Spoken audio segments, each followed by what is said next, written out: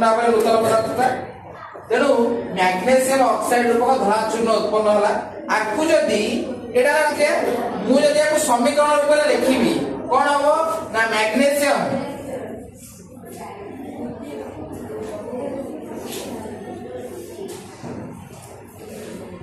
युक्त अम्लजान जदि ताप पाइला ताले कोन होला magnesium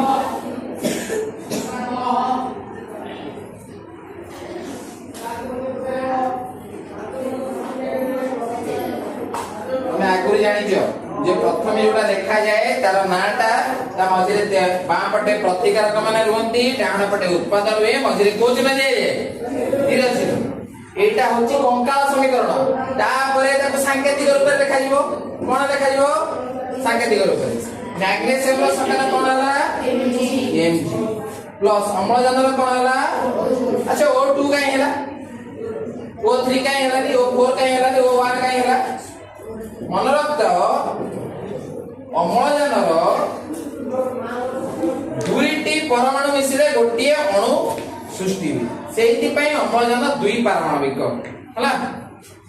Mg O2 magnesium oxide अच्छा मैग्नेशियम ऑक्साइड MgO काई हला हमें जोज्यता जदी आठिबा नवम श्रेणी पढ़ाइतिला